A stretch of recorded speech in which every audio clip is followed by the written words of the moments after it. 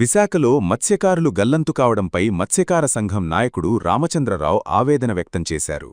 2 నెలల గడువు అనంతరం మత్స్యవేటకు వెళ్లిన మత్స్యకారులు గల్లంతు కావడంతో వారి కుటుంబ సభ్యులు కన్నీరుమున్నీరుగా విలపిస్తున్నారని, మత్స్యకారులు జీవితాలు దుర్భర పరిస్థితులు కొనసాగుతున్నాయని ఆందోళన వ్యక్తం చేశారు.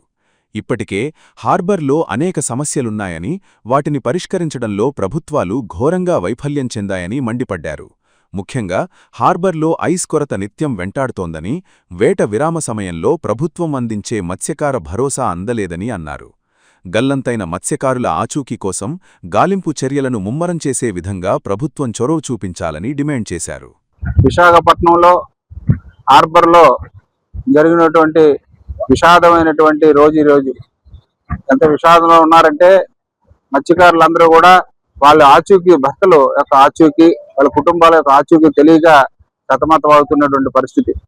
ప్రభుత్వాలు అంతంత మాత్రంగానే వ్యవహరిస్తున్నాయి.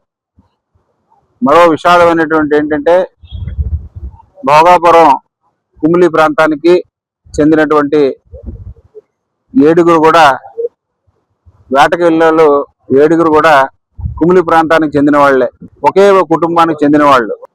మత్స్యకారులు 2 నెలల విరామం తర్వాత ఈ జూలై 1వ తారీఖున 7 ప్రయాణం చేశారనే విషయం తెలుసు. వీళ్ళు మత్స్యకారుల యొక్క బ్రతుకులు ఏ విధంగా ఉంటాయంటే, రెక్కాడితే కానీ డొక్కాలేటువంటి పరిస్థితి.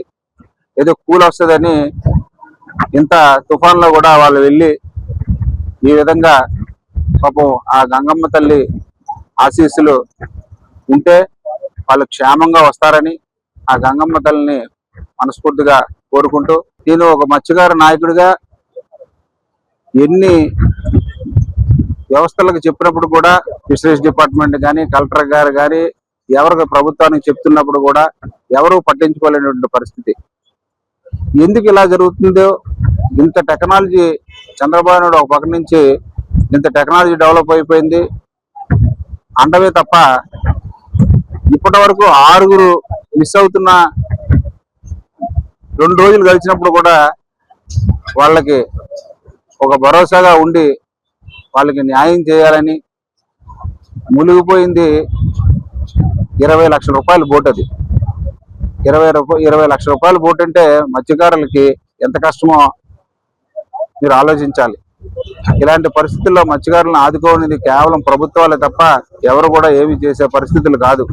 పార్టీలకు అతీతంగా మీరు ఒక మానవతా దృక్పథంతో మత్స్యకారులకి న్యాయం చేస్తారని, వాళ్ళకి తగు న్యాయం చేసి వాళ్ళకి సహాయ సహకారాలు అందిస్తారని మనస్ఫూర్తిగా కోరుకుంటున్నాను. కేంద్ర ప్రభుత్వాలు కూడా తూతూ మంత్రంగానే మత్స్యకారులకి చూస్తున్నటువంటి పరిస్థితి. మత్స్యకార భరోసా ఇప్పటి వరకు కూడా మత్స్యకారులకి అందకపోవటం చాలా ఆశ్చర్యకరం. అంటే ప్రభుత్వాలు ఏ విధంగా ఉన్నాయో మీరు ఆలోచన చేయండి. మత్స్యకారులారా, మనం ప్రభుత్వాలని, నాయకుల్ని మనం గౌరవిస్తూ ముందుకు వెళ్తుంటే, నాయకులు మనకి కేవలం ఓట్ల రూపంలోనే మనల్ని మత్స్యకారులను చూస్తున్నారు తప్ప మనకు తగు న్యాయం చేయటం లేదు. ప్రభుత్వాలు మనకు స్పందించటం లేదు. ఈ విధంగా ప్రభుత్వాలు ఉంటే రాబోయే కాలంలో మత్స్యకారులందరూ కూడా చాలా ఐకమత్యంతో ముందుకు వచ్చి ప్రభుత్వాలను నిలదీసే పరిస్థితి వస్తుందని ముందుగా హెచ్చరిస్తున్నాం. కాబట్టి ప్రభుత్వాలు కూడా ఇప్పటి వరకు కూడా మత్స్యకార భరోసా కానీ, మొన్న జరిగినటువంటి 2 నెలల విరామం, వేట నిషేధం టైంలో కేంద్ర ప్రభుత్వమే నిర్ణయించింది. ఈ 2 నెలలు కూడా భరోసా కూడా చాలా మందికి మత్స్యకారులకి రాలేనటువంటి పరిస్థితి. ఇది మా మత్స్యకారుల యొక్క బ్రతుకులు. మేము మత్స్యకార నాయకులుగా మేము ఎంతో చింతిస్తున్నాం. యూనియన్స్ ఉన్నాయి, మత్స్యకార యూనియన్లు ఉన్నాయి, అలాగే ఫిషింగ్ హార్బర్ లో ఉన్నటువంటి ఫిషింగ్ ఆపరేటర్ బోటు ప్రెసిడెంట్స్ ఉన్నారు. ఎంతమంది ఇన్ని విధాలుగా మేము అర్జీలు పెట్టినప్పుడు కూడా, ప్రభుత్వాలకి అర్జీలు, కలెక్టర్ గారికి, ఫిషరీస్ డిపార్ట్మెంట్కి ఎంతమంది చెప్తున్నప్పుడు కూడా ఎవరూ పట్టించుకోలేనటువంటి పరిస్థితి మత్స్యకారులని. కాబట్టి ప్రభుత్వాలు ముందుకు వచ్చి మత్స్యకారులకు తగు న్యాయం చేస్తారని, వాళ్ళకి భరోసాగా ఉంటారని మనస్ఫూర్తిగా గంగమ్మ తల్లిని కోరుకుంటూ, పెట్రోల్ కానీ డీజిల్ కానీ అదే ధరలు కొనసాగిస్తున్నారు. ఇక్కడ నుంచి 150 కిలోమీటర్లు ఇచ్చాపురం దాటిన తర్వాత ఒరిస్సా వచ్చిన తర్వాత ఇక్కడికి అక్కడికి 15 రూపాయలు తేడా ఉంది. ఇక్కడికి మన ఆంధ్రాకి ఒరిస్సా గవర్నమెంట్కి 15 రూపాయలు, 20 రూపాయలు, 18 రూపాయల వరకు తేడా ఉంది. అలాగే మా మత్స్యకారులకి సబ్సిడీ కూడా, డీజిల్ సబ్సిడీ కూడా ఇవ్వటం లేదు. ఈ ఫిషింగ్ హార్బర్ లో కోల్డ్ స్టోరేజ్ లేకపోవడం చాలా అవమానకరం. కోల్డ్ స్టోరేజ్ లేకపోవడం ఎంత అవమానకరం అంటే అది ఒకసారి ఆలోచించండి. మత్స్యకారుల మీద ప్రభుత్వాలు ఎంత దీని ఉన్నాయో అనే విషయాన్ని ఈ విషయంలో మీకు తెలుస్తుంది.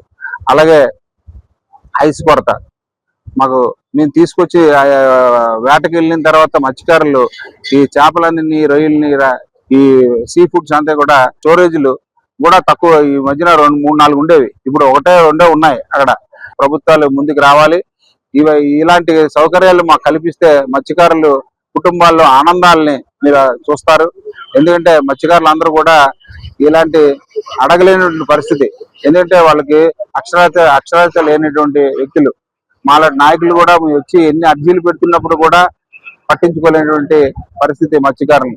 కాబట్టి ఇక నుంచి అయినా ప్రభుత్వాలు ముందుకు వచ్చి ఐస్ విషయంలో కానీ, ఐస్ ఫ్యాక్టరీ విషయంలో కానీ, అలాగే డీజిల్ సబ్సిడీలో కానీ, అలాగే మత్స్యకార భరోసాలో కానీ ఈ ముందుండి మత్స్యకారులు అందరికీ అండగా ఉంటే మత్స్యకారులకి ఇంకా ముందు వాళ్ళ యొక్క కుటుంబాలు ఆనందంగా, సంతోషంగా ఉంటారని ఈ వేదిక ద్వారా తెలియజేస్తున్నాను.